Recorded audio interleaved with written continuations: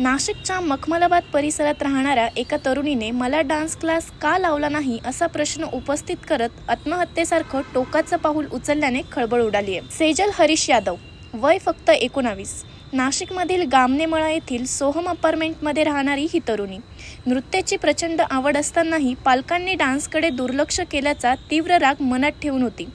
27 April रोजी सकाळी 10 वाजता तणावात असताना सेजलने घरातील टॉयलेट क्लीनर म्हणजेच हार्पिक प्यायले।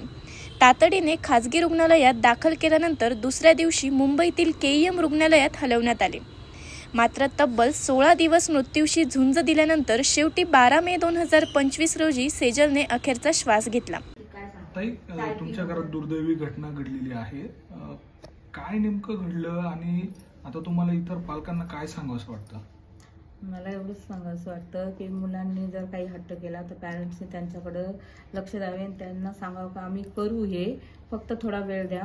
कारण कसं आहे, मुलं जर उदास झाले, काही जर त्यांनी टेन्शन घेतलं तर त्यांचे पालक म्हणून नाही तर एक मित्रमैत्रीण म्हणून त्यांच्याशी बोलावं आणि त्यांचे प्रॉब्लेम दूर करावे। कारण कसं आहे, मुलं ह्या गोष्टीत आपण नकार दिल्याने ते टेन्शन घेतात आणि असं काहीतरी घटना असं काहीतरी करून घेतात ते स्वतःच्या हाताने। त्यासाठी मुलांकडे पालकांनी लक्ष द्यावं। कारण आता असं झालेलं आहे आताच्या पिढीमध्ये की आईवडिलांना कोणी घाबरत नाही, मुलांना आईवडिलांना घाबरावं लागतं अशी झालेली आहे आता।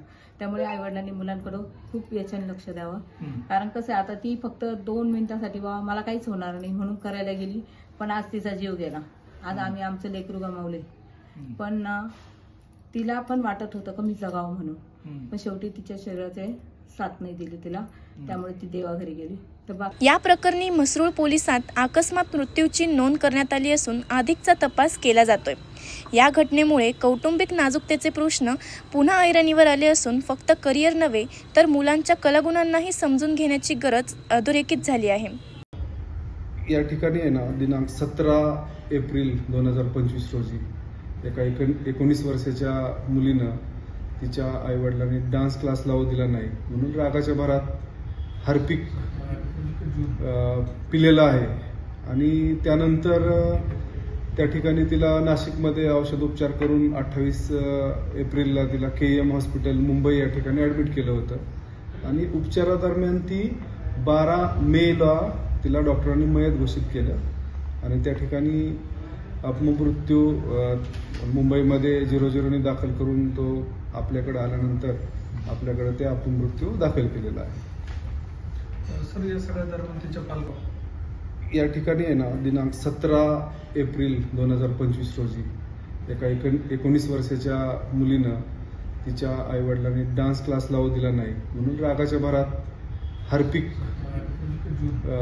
पिलेला आहे आणि त्यानंतर त्या ठिकाणी तिला नाशिकमध्ये औषधोपचार करून 28 एप्रिलला तिला KEM हॉस्पिटल मुंबई या ठिकाणी ॲडमिट केलं होतं आणि उपचारादरम्यान ती 12 मेला तिला डॉक्टरांनी मयत घोषित केलं आणि त्या ठिकाणी अपमृत्यू मुंबईमध्ये 00ने दाखल करून तो आपल्याकडे आल्यानंतर आपल्याकडे ते अपमृत्यू दाखल केलेला आहे।